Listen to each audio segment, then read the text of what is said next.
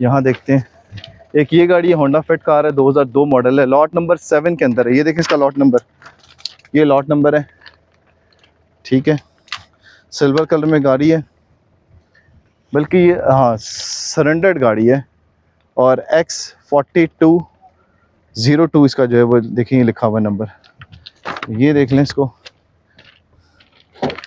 देखने में ये सरेंडर्ड लग रही है। अब आगे ऑक्शन में जब आप आएंगे तब आपको डिटेल बाकी मिल जाएगी। ग्रे एंड ब्लैक कलर का इसका बड़ा ही खूबसूरत किस्म का इंटीरियर है, कुशन बेहतरीन है, स्टीयरिंग भी।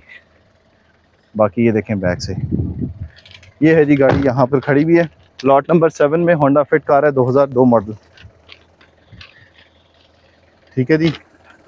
ये गाड़ी है जी, हाँ ये भी आपको नज़र आएगी, लॉट नंबर 22 में टोयोटा कार क्राउन कार है, हाइब्रिड गाड़ी है, सिल्वर कलर में है।